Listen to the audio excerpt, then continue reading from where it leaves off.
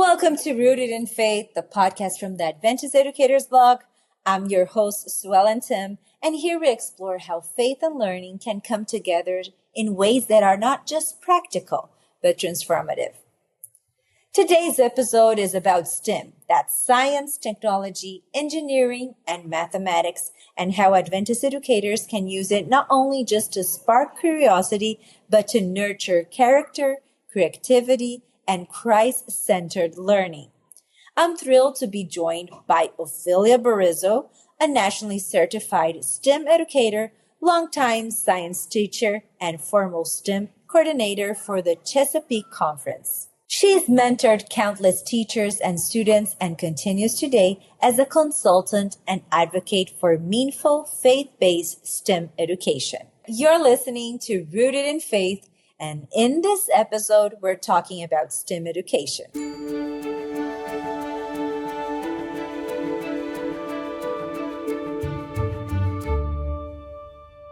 Ophelia, welcome. We're so glad you're here. Thank you. I'm so glad I'm here too. I really want to share my passion. So thank you for inviting me. Ophelia, can you tell us a little bit about your journey as an educator? How did your interest in science and education begin? Actually, my interest in science began when I was a little girl. My dad was a science teacher. He taught biology, but he would bring us, I grew up in the Philippines. He would bring us outside with these nets and we would catch insects and we would look at them under the, these hand lens, magnifying glasses. And we just learned about their characteristics. And he would also take us to the beach where we would catch little critters, like crabs and sea anemones. There's little reefs that we would go and walk and we would catch these fish, put them in little plastic bags. And my dad says, you can play with them here, but you will have to return it. So my interest in science actually grew since I was a child, started since I was a child. And it was just wonderful that I had a father who nurtured me in this respect. And he also stressed to us that all of these were created by God. And so I had that really basic background in science, nature, and creation. Excellent. And after that, you decided to become a teacher. Where was the moment that you realized, in your experience working with education, that faith and science did not have to be in conflict, but with your experience that making that really simple as a part of your life, this could also strengthen one another in your teaching? Actually, I never wanted to be a teacher. I did not want to be a teacher. Both my parents were teachers, and I said, oh, they work too hard, and I'm never going to be a teacher. And I want to be a doctor. But, growing up in the Philippines, we were poor. My dad was a pastor, and he really didn't have the funds to send me to med school. So I worked for a chemistry professor. His name was Dr. Wilson. He was my chemistry teacher. And the only reason I lined up in the chemistry line instead of the pre-med line was because the pre-med line was so long. And with the chemistry degree, I still could go into med school. So I worked for him and he says to me, this is funny. He says, you want to be a doctor? I said, yes, I do. And he says, do you want to be a doctor only so you could go to the United States and earn so much money? And what was your answer to that? I said, well, not really, but I think I really want to be one. He says, all those Filipinos go to the United States and as doctors to make so much money. But he told me, he says, but you will make a very good chemistry teacher. So since I couldn't go to med school, I decided I'd be a chemistry teacher. Actually, I wanted to take my PhD in chemistry. And I was accepted into a PhD program, full scholarship. This is in Canada. And my kids were young. And the university was like an hour away. So I decided it was the most difficult decision of my life. This was a PhD in organic chemistry. So I actually prayed about it. I talked to my parents about it, but I knew I couldn't leave my children because organic chemistry is, you know, you have to monitor your reactions 24/7, and, you know, you're exposed to a lot of toxic chemicals. And, you know, thinking about it, the Lord, you plan your course, but the Lord really directs your steps. So I was working right after graduation. I graduated in the Philippines with a BS in chemistry, and I went to Canada where my degree was not accepted.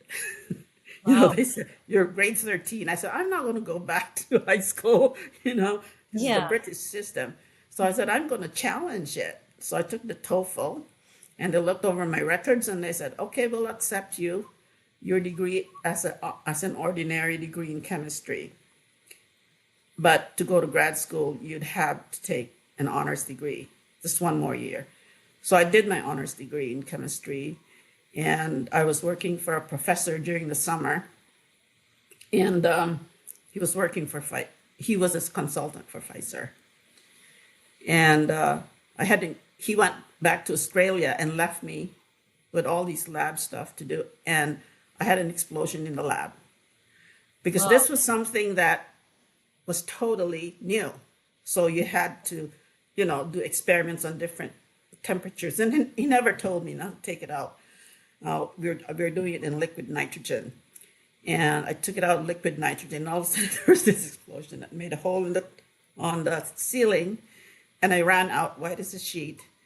And all those experiences, I said, and I was still set on taking my PhD, but with all those experiences and with my kids, I decided that maybe going into teaching was the best for me. was easier, right? Because Yeah, the I could be with my children during school holidays and things like that. And I think that was the best decision that I made. You know, after a lot of prayer, I was really a reluctant teacher. But after a lot of prayer, looking back, I think I made the right decision. I think God made a decision for me, really, yeah. because otherwise I would have, you know. So that's how I went into teaching. And this is really providential because we go to potlucks every Sabbath in the Filipino church in Canada. You know, I was in Canada. We after my husband and I got married, we moved to Canada, and No kids at during the time, or did you? I had two kids already, Okay. and I sat beside the superintendent of education, and he said, "Are you happy with what you're doing?" And I said, "I am." But I'm concerned about my exposure to chemicals because I was dealing with carcinogenic chemicals, which are also teratogenic. I had one daughter then, and I wanted to have more kids, and you know they could also cause a deformity of your fetus if you're exposed to it, and that was it. And you know, I said, I'm happy, but I also have some concerns because of that. And a few days later, he called me up and he said, we have an opening Wow. as science teacher in Paris, Ontario. It's a small town in Paris, Ontario. And he said, do you want to take the position? This was like 2 weeks before school started. And I'd have to move, you know, quit my research position in the university. I was working there just for Lost it this. at the position because you were not able to do it long distance, right? Because of the lab. No, the PhD offer was later when I was already teaching. Okay. So anyway, I went and I took the job reluctantly at first, but then eventually it grows on you. The Yeah. teaching grows on you. And I was able to do that. And then I did grad school in McMaster University, which was about an hour from, and I did it part time. Well, this was after I turned down the doctorate acceptance. I had to turn it down, and I decided I was just going to do a master's part time so that I could be with my kids. So it took me about 4 years to finish the master's because I was also working full time. And you know, my kids at that time, we had a live-in person who was taking care of my younger daughter, so I was able to do a little bit of study, and I finished the master's, and I was teaching at Grandview Adventist Academy in Hamilton when I got the call to come to Highland View Academy in Hagerstown, Maryland. So we all came here, and I started my career in the U.S. teaching chemistry, environmental science, biology, math, and eventually forensic science. So I taught chemistry and forensic science for dual college credit. And after about 23 years of teaching at Highland View Academy, I got I was attending a lot of these conventions, and since the school didn't have a lot of money for projects, I decided to write a lot of grants to fund science education, especially the hands-on science at Highland View Academy. I was able to get a lot of grants for that. And grants even to fund my attending National Science Teachers Association's conventions. So when I was attending one convention, I was also applying for teacher grants, and I won a lot of teacher grants and was also a finalist in the National Shell Science Teachers Award and the Toyota Tapestry Award. I won that. Wow. And when I was roaming around the booths, there was this booth which says Einstein Fellowship, Albert Einstein Distinguished Educator Fellowship. And the lady there said, I see here you won a lot of teacher awards. You should apply for this fellowship. So I got the brochure. I didn't do anything with it. So, that's not going to happen. I'm not a distinguished educator. But my husband, bless his heart, he said, just do it. So I spent a whole Sunday. Like it. Pardon me? He's the wisdom in your family. I like it. So I applied for that and spent the whole Sunday doing the application and forgot about it. And about 3 months later, we got this phone call. You're a finalist.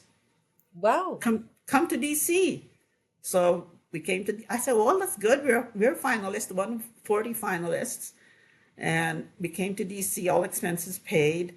And they were interviewing the federal organizations like NASA, NOAA, Department of Energy, Department of Defense, National Science Foundation. They were interviewing us for the fellowship. And I said, oh, I'm never going to get it. I only one interview, National Science Foundation. The rest of the applicants had, or the finalists had 2 or 3 interviews and stuff. And I was the last one of the day. And so I went in to the interview and I interviewed with National Science Foundation, Engineering Directorate. And 2 weeks later, received a phone call. You made it. You should be surprised at that time because I was so surprised. This was never going to happen, but it did. So I was an Albert Einstein Distinguished Educator Fellow at the National Science Foundation, and all expenses paid. They give you a generous travel budget. I went all over the U.S. and to Venice and Florence, Italy for engineering workshops. And that started my interest in STEM because the next generation science standards were just being implemented that year. That was new at the time, or was it new at that time? Was not so popular as now? No, not yet. Yeah, that was 2013. Okay. And 2013, 2014, I was an Einstein Fellow at the Engineering Directorate and was exposed to a lot of these STEM initiatives from the different federal agencies. I was a liaison between, I had to do a lot of reading because this was engineering director, and the office that I had my fellowship in had $2 million grants between on really high tech, innovative projects, and there were 4-year $2 million grants.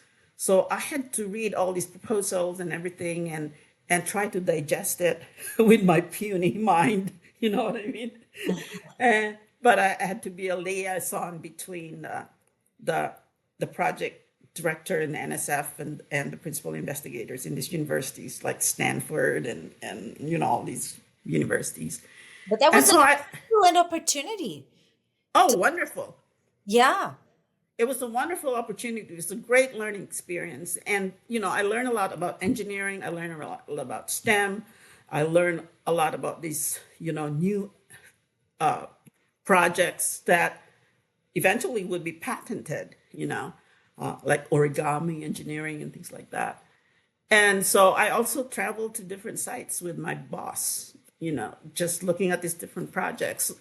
And then I had to describe them in layman's terms for their website because the NSF projects were tax funded, right? So you had to describe them in layman's terms. I created PowerPoints also on these different projects. And that whole year just went by so fast. And then they asked me to stay another year, which was really tempting. But I had only asked for a year leave of absence from my school. And I didn't want to lose my job, So I told him no. So although I really wanted to, I said, God, I really want to do this again. And I was just like, I want to do this because I was having so much fun. You meet all these STEM people like astronauts and, it's just amazing. I could tell you a lot about it, but I think I only have a little bit of time. But it was just such an amazing experience. We went on launches, the Maven launch to space, to Mars. I mean, Wow. Amazing. yeah. And these were all expenses paid. And it was just an amazing, amazing opportunity. And so I said, God, I want to stay another year. Can I stay another year? And I woke up Saturday morning. See, they paid for my apartment there too in DC. I woke up Saturday morning and I more or less it seemed like God had just kicked me in the behind and said, don't be a Jonah, go back. Go back. So I went back that year. I said, no, Lord, I want to stay another year. But I didn't want to lose my job either. So I went back, and that's when I more or less started the STEM program at the Chesapeake Conference, with everything I've learned. You And had all a the lot of experiences that you could bring to the yeah. classroom, right? And I had a lot of contacts, like from all these federal agencies Yeah. at that time, a lot of contacts. And so when I came back right the year after I came back, they made me part-time STEM coordinator for the Chesapeake Conference. I was, I think, the first STEM coordinator of a conference then. And I brought a lot of what I've learned back. We started the STEM program at the Highland View Academy and at Spencerville Adventist Academy. And, it was just a wonderful experience. We had STEM festivals that brought my first year back from the National Science Foundation. I brought all these people to the STEM Fest at Highland View Academy. People from NASA, Wonderful. people Wow. from NOAA, people from Department of Energy. They came and they had booths, and even at Spencerville too. But that was just a highlight of my teaching experience. And from then on, I was focused on bringing STEM to the conference by doing workshops for teachers and But things that like that that. was the beginning of the STEM project inside schools, right? Yeah, it was more or less like STEM was already there, but the next generation science standards that came out in 2013, 2014 school year actually was able to put everything into this big booklet and how to implement it in the different schools.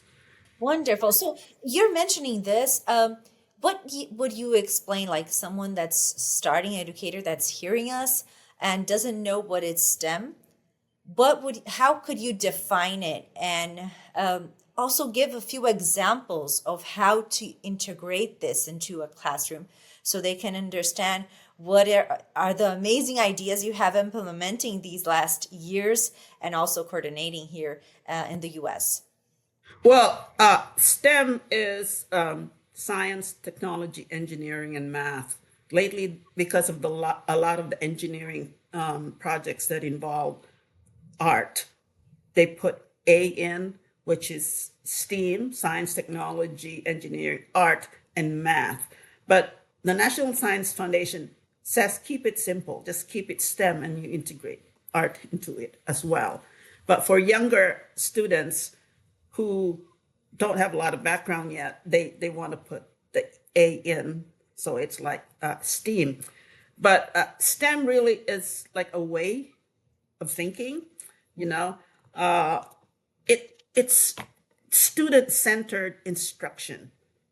Student-centered instruction. It's inquiry-based, you know. They teach students how to ask questions. They involve real-world problems like project-based learning. It's very engaging. You have a lot of discovery zones. It's not like a classroom that's quiet and the teacher talks and you listen and you regurgitate back the information in tests and worksheets and stuff like that. But Students worksheets, participating, being a part of the participating, yeah. Worksheets don't grow dendrites. You yeah. know, the kids, when they do things hands on, then it's minds on. And it's also hearts on. Because a lot of the projects in STEM involve real world problems. How to solve the water problem, you know, how to solve the problem of starvation, how to solve medical problems, problems of diseases and things like that. But you bring you bring real world problems into the classroom and have the kids actually help solve these problems. So, in fact, the different attributes of STEM teaching, and I call this the 7 C's of STEM teaching, involves content. You have to have content, and it should be rich in content, but you can't use a lot of content and just not go deeper into it. It's better to have less content, but rich content, okay? Not just going through the whole book just so you can finish the whole book. You teach the kids critical thinking skills, how to ask the right questions, having that inquiring mind. And you have the kids collaborate with each other so that they can bounce ideas off each other. You have the kids be creative, like think out of the box. You know, you're not just giving them all this information and have their minds bogged down with this information. They have to find this information themselves, and it should be related to something that is significant for them. You have to teach them communication, because if you're having the kids work in groups, like engineers work in groups, they communicate with each other, and they need to learn how to communicate the results of their projects to others as well, either through technology or through presentations. And STEM is like a culture, culture of teaching. And also when you have STEM, it also makes them aware of the different careers that are out there. Because, America, and this was one of the aims of STEM at that point, is to have the United States as an engine of discovery and innovation. Yeah. And to do this, we need to have the kids proficient in science, technology, engineering, and math. They need to see the possibilities, right? Exactly. They need to see the possibilities. And it needs to begin early. But for me, I wanted to integrate spiritual themes into that as well. Because for me, STEM really helps us to be able to understand and appreciate more God's creation. Like, for example, the DNA, we know the DNA is so complex and all these base pairs and everything, But for me, the more I study about the DNA, the more I study about biochemical reactions in the body, the more my belief in a creator is strengthened. Because we can see that these things don't come about by chance. You Yeah. know, how can I always tell the kids, you go to the library, there's thousands of books in the library, you take the books out. Will the books go back to the shelves by themselves? No. Somebody else has to put them back. Somebody bigger than you and I is able to put all these base pairs in the DNA together, and if there's one mistake, what happens? You get some of these diseases like cancer and things like that, and that's where sin comes in. So really, for me, one of my biggest purposes of teaching STEM is to help the kids understand and appreciate God's creation. Wonderful, wonderful. Because this is the challenge, right? Sometimes you find these like chemistry or other topics that are really sometimes teachers struggle to connect it to religion, right? And Mm-hmm. you have others other subjects in school that are really easy to connect. So I really like what you're mentioning. Have you seen well, before that, can you give a few ideas of how teachers could, like, I don't have anything about STEM or STEAM in my class. How can I start, like, in my schools with something that I already have, like, to integrate with faith and learning these ideas about science? Well, one thing that I did, and this was also like a project-based learning for my students. Um, my husband and I are amateur mycologists. We love going out to study mushrooms. No, we also go out and pick wild mushrooms for eating, but a lot of it is also based in studying mushrooms. And when I was going with him, actually, he was the one who who started this because he was interested in mushrooms first. And so to have quality time with my husband, I'd go with him on forays, and I became a member of the Washington, D.C. Mycological Association. My husband was vice president of that. So we would go on forays, and I learned something about mushrooms.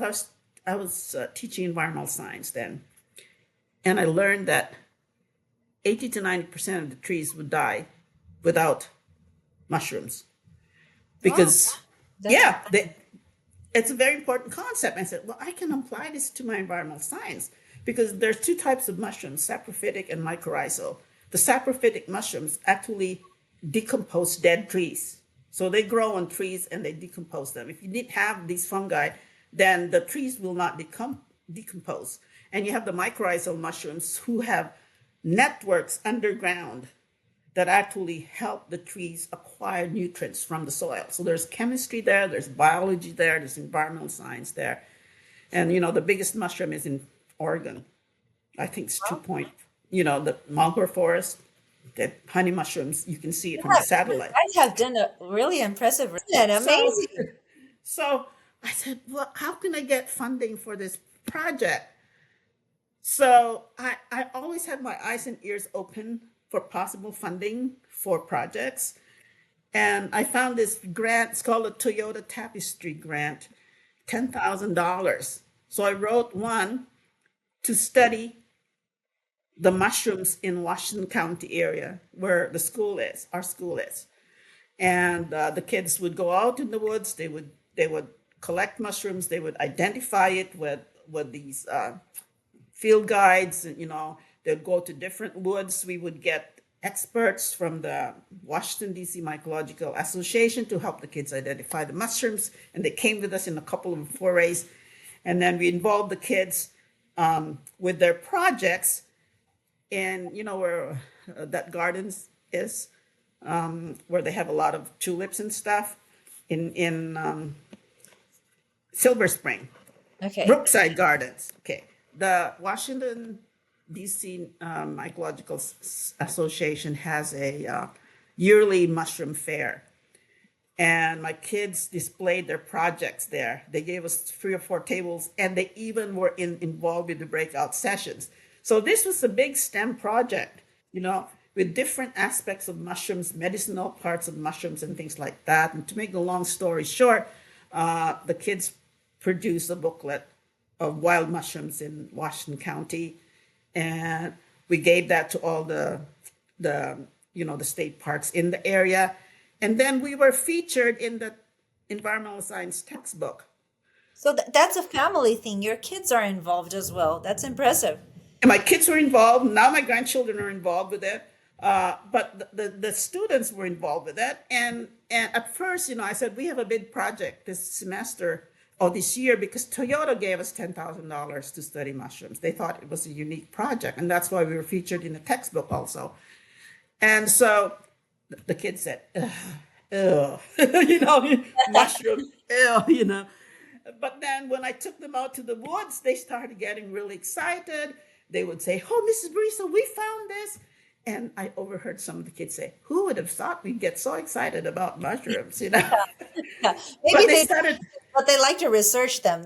So that's yeah, nice. and we grew mushrooms in the classroom. We looked at spore prints under the microscope. And we had projects on various aspects of mushrooms, even like the chemical uh, formulas of different compounds in the mushrooms and stuff. So it was an integrated STEM project, which involved content, critical thinking, collaboration between groups, creativity, because they created their own projects, they communicated with each other, they presented their projects there at the mushroom fair. We did that for 4 years until I retired. And and it was wonderful for the kids. I think they really enjoyed it, but it was a typical STEM project-based learning a project that I did through the course of a whole year. So we did the spring mushrooms, we did the summer mushrooms, and we did the fall mushrooms, and it was just a wonderful experience. I have the little booklet here. I don't have the textbook here. It's kind of heavy, but this, oh, wait. Wild Mushrooms of Washington County. So it's, Wonderful, yeah, wonderful. And that was the result of all kids' research, right? Or just you? research, and they took the pictures still also. Wow. Yeah. Wow. Yeah. So it's nice because you can integrate different kinds of also personalities. You have kids that are more quiet, not so like, don't like to research, but they will like to take pictures. So you can, as you're working with Yeah, it. and they wrote the descriptions and stuff. We didn't put in this book. We didn't put anything about edibility because we didn't want to be sued. If you say it's edible and somebody gets sick. Okay. And I had the kids sign waivers. You cannot eat any of the mushrooms. I'm not going to be liable. So that the parents had to sign those waivers. Sometimes the parents would go out with them and they would come and they would say, oh, Mrs. Barizo, is this edible? I said, I can't tell you unless you bring it here. And unless it's something that I've already ate. So it became a joke that the mushrooms had to be Barizo approved before I like they it. could eat it. Yeah. And I was called the shroom lady. Wonderful. But it's School, just yeah. such an excellent example. Could you, like, we have teachers that are in areas that it's really hard sometimes to find high tech tools and also sometimes have the budget as you has received funding for several projects. But this mushroom idea But this is mushroom really project simple. is really, Yeah. the thing they funded us. They bought us cameras. They also bought us microscopes, real good, nice Yeah. microscopes. So that funds went. But taking the kids out, it's nothing. And you can integrate faith and learning here too because mushrooms regenerate the forest. Forests are restored. You can say that the Holy Spirit helps us with restoring our faith in God and stuff like that. So I personally, one of my biggest things about teaching science is I need to find ways to integrate faith with the scientific principles that I teach. That's wonderful. And I try to as much as possible. I make it an intentionality to do that, you know. Yeah. So And where can you begin? Like, as you are mentioning this story, like how can a teacher start into having these ideas? Where do you get the inspiration? Where do you get the tools? Can you give a few ideas on how to start? Like, I'm teaching just the book inside my class. We're never going outdoors, but I want to start using STEAM. I think teachers need to be creative also and think out of the box and do a lot of reading. there's so much materials out there, like Teachers Pay Teachers has a lot of labs you can use. The textbooks will have labs you can use, and but with integrating faith and learning, I have to think about it. Where can I?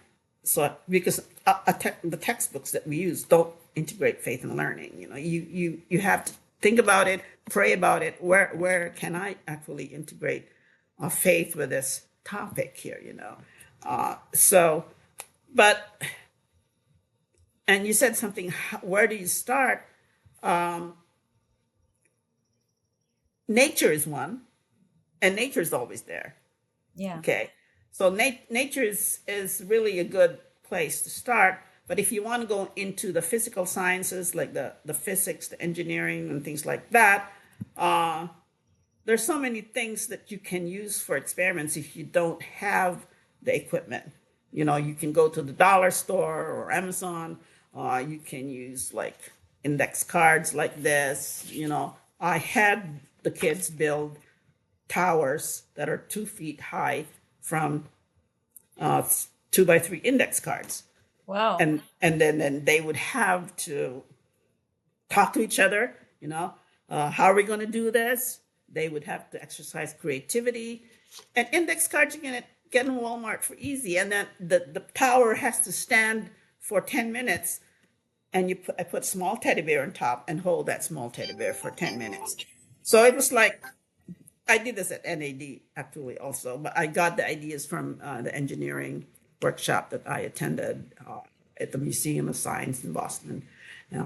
So the museums would give you a lot of ideas too. Yeah. It's also a excellent trip, right?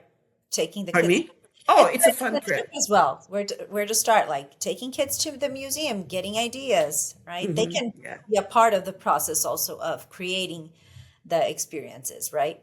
Yeah. When I taught environmental science, I wrote grants with the Chesapeake Bay Trust, and they funded my canoe trips.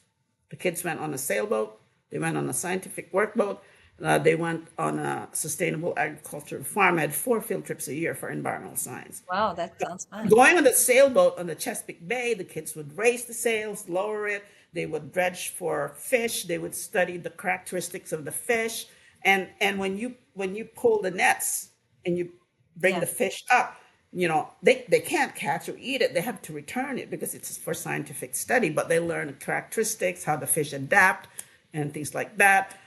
We use chemical equipment like measuring the phosphate, the nitrate, the dissolved oxygen, the acidity of the water, and related to the health of the Chesapeake Bay. So that's chemistry. And we do a lot of hands-on stuff. And the kids really love it. They, Yeah, they love these field trips. it's easier than reading a book, right? Because you're Exactly. experiencing something that's part of your life, right? The daily basis of what we do. Like we go to field trips, and that's amazing. That's impressive because you can make it a part of the real world, like bring the Right, real right. inside. And it's fun, going canoeing is fun. Going on a scientific work boat is fun, but you're doing the scientific experiments right there on the boat. Yeah, And they're holding this fish and they're learning why the fish is dark on the top and light in the bottom and things like that. Dissected an oyster in there. This is funny. We were dissecting oysters in the Chesapeake Bay, and oysters they filter the bay. They okay. filter out the pollutants in the bay. And so we're dissecting these oyster, and we have a lot of non-Adventist students there too. And while dissecting the oyster, you could see its heart beating, and the person was saying, "Oh, the oyster actually absorbs all the pollution from the bay." And this girl, she was from Washington D.C. She says, "Oh, oh, I'm never going to eat oysters again." Because some of them just slurp these oysters raw. Yeah. And they're filter feeders. They filter the bay of the pollutants. So you're eating all those Yeah. pollutants, you know. But it was funny how they get these, I'm never gonna eat oysters again. Well, when we hear your stories, it's impressive because we want to be your students. That's the truth. But I know you had challenges. You said you would never want to be a teacher. And how do you have you faced any challenges in the process, like of starting teaching and also including STEAM? What was like the challenge, the main challenges? Because I know you have different challenges for each project. Like, what would you Yeah. point out as the main challenge for someone that's going to start so they don't give up? Because your experience Why? was like in the beginning, you were not trusting yourself, and that at the end, everything worked amazingly well. Yeah, wait, that's a God thing there. Yeah. It's a God thing. God help me. But when I first started to teach teenagers, Yeah. and I started teaching. I was teaching 5 through 8 in the morning, and then this was in Canada, multi-grade school, 5 through 8, and 9 and 10 in the afternoon. And it's hard teaching teenagers. And at first, I struggled with like, okay, how do I gain the respect or whatever, and uh, but with a lot of prayer, and I think you have to also tell them your expectations at the very beginning. I'm Yeah. not going to put up with any foolishness. Yeah. Like I teach chemistry, so uh, I tell them, if you horse around in the laboratory, you're going to get kicked out of the lab, you're going to get a 0, and you're going to get an unexcused absence, and you have to sit there. So that was my rule. Okay, Yeah. one or two will try to test you, Yeah. and you have to follow through. So I followed through. After that, nobody else does that. So you have to set your expectations at the very beginning. I also had issues with funding. How am I going to fund this project? Because like I feel that my mind was always like thinking of projects, what to do with the kids, because I wanted them to be interested. I wanted them to learn. And I attended a workshop that says hands on is minds on. Okay. So hands on is really important because hands on, you see it, you hear it, you're involving more senses in learning. The more senses you involve in learning, the better you learn, right? Yeah. So how am I going to do this? I don't have the funds for it. And so I just started looking into grant writing to fund my projects. And so I was getting a lot of grants for chemistry. I got a grant for studying household chemicals. I think I got $5,000 or more for that. So I was able to buy the chemicals. For forensic science, I was able to get a grant of $15,000. So I was able to buy different sets of forensic science equipment, like blood spatter equipment, like forensic anthropology, like where they have these set of bones and they're supposed to determine the sex, the age, the height, and things like that by doing mathematical measurements. So there's your math in there too. But you teachers need to find ways how they can fund their project. And lucky for me, I was able to find those ways on how to fund my project by writing the grants, usually in the summer, and doing that. And I think I got the writing ability from my dad, because my dad was a writer. He was the editor of the Philippine Publishing House in the Philippines. And so I got that from him. I thank him for that. I thank him for instilling in me the love of science. And so if you don't have funds, go look for it. That's how Yeah. I did. I just went to look for my own funds because you know how Adventist schools are. You don't have money for a lot of Yeah. things. You Yeah. you told several projects. Just as a curiosity, what is your favorite? Because you did several ones. Oh yeah. Well, I love the outdoor grants where my kids went out and did the canoeing, kayaking, the sailboat and stuff. I did those every year for 20 years.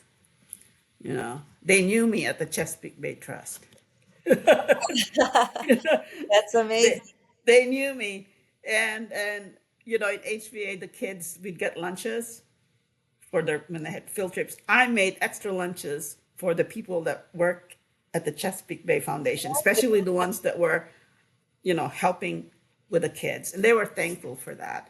Uh, and every year I just tweak it, and I never expected this, but in 2017, they made me the Teacher of the Year for the Chesapeake Bay Trust. I Oh, guess because I got so many grants from collection them. of positions. I love it. Pardon me? You have a collection of positions and prizes. I love it. I love it.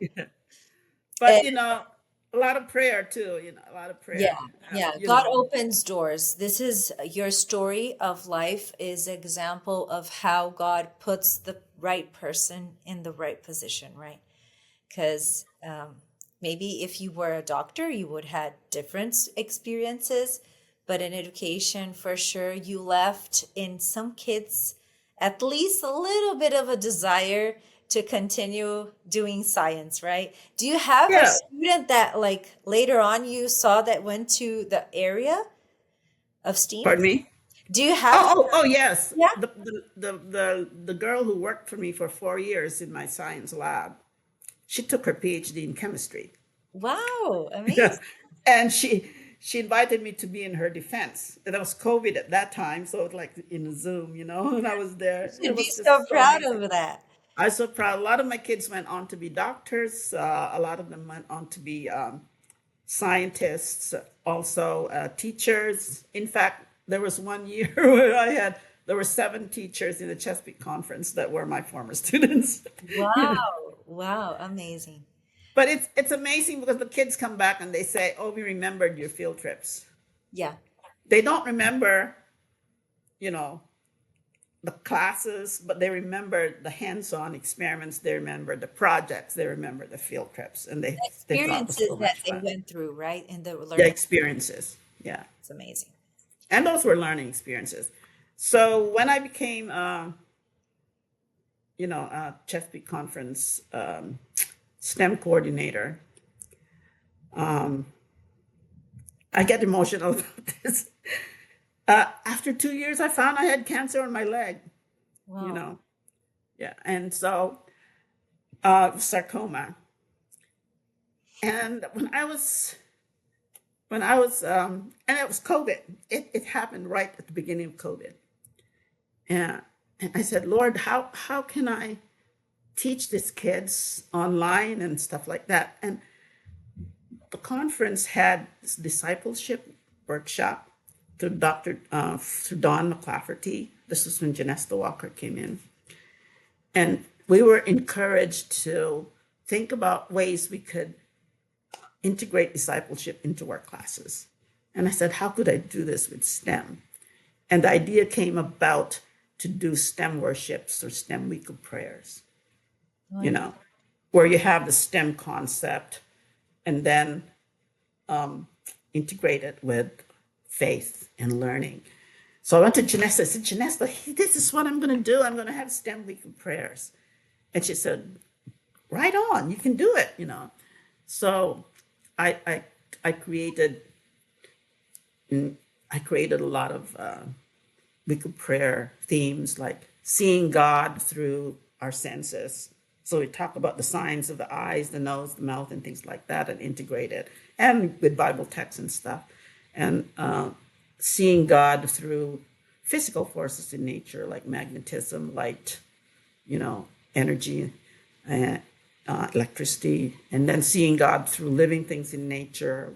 I did the series on biomimicry, on adaptation, and the last one I did, and I did this in April, was seeing God through human inventions. So Wow. these are five Topics. weeks. Yeah. Yeah. Yeah. So a theme. Yeah. So my last year's theme, which I did just in April, was seeing God through human inventions. And so I talk about that. And then I bring the hands-on stuff for the kids to do too. So let's say we're studying about light and solar energy, right? Yeah. So I talk about that, and we integrate like how God is the Son of righteousness with healing in his wings. We talk about the sun and things like that. So we integrate all these texts into that at the end of the presentation. And then we we do the hands-on. So I make them do solar robots. So the kids will build solar robots, and take it out to the sun, and they can do experiments. Okay, if you take it out in the in the sun, then the robots will run faster, right? You Yeah. can buy these little tiny robots, but the bigger kids, they can make it. You have kits that you can buy, you can make it. And I also, for the kindergarten kids who don't have a lot of dexterity, I bought these little UV beads, ultraviolet beads. Okay. They're white, but if you take them out in the sun, they become all these different colors because the Wow. UV light, Yeah. they're sensitive to the UV light. And so you can do an experiment with little kids, take in the shade to see if it's less or more intense, and take it in your room at night. Does the light from your lamp actually cause it to change color, or is it the UV light from the sun? So these are all things that you can ask the kids. So your critical thinking skills there at play, right? So I have those projects for that talk on the sun, right, and solar energy. So the little kids do the solar beads.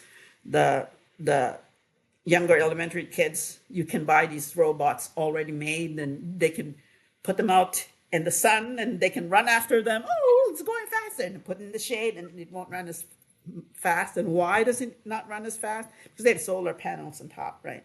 Yeah. And then the bigger kids, they make their own, so you Yeah. have that engineering aspect Have there age too. appropriate stuff. Yeah, Yeah. age appropriate stuff for that. So that's just an example of that. Wonderful. Yeah. Wonderful.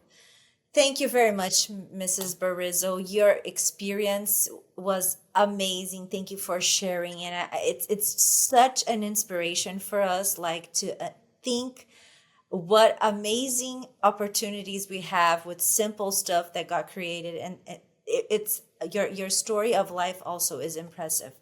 Um, Yeah. And God healed me. yeah. Did it It's heal been you? Wonderful. three years and 7 months that I'm no evidence of disease. Uh, I, I had praise two the Lord. surgeries, two tumors in my leg, and then I had radiation, proton therapy. I didn't get chemo or anything, but also as a result of that, when I was in my I was ill. I was still doing weekly prayers even though I was ill because it's by Zoom. I decided to write a book. It's called Seeing God Through STEM, which is a devotional book where you have the text and the concept and integration, and then a prayer at the end. Excellent. Excellent. Thank you very much for your participation.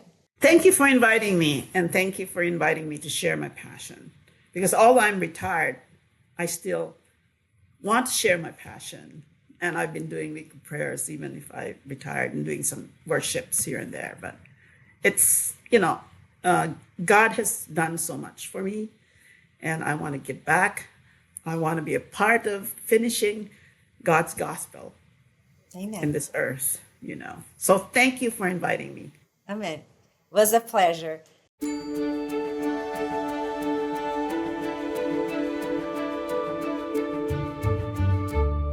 To our listeners, if you enjoyed today's episode, don't forget to share and subscribe.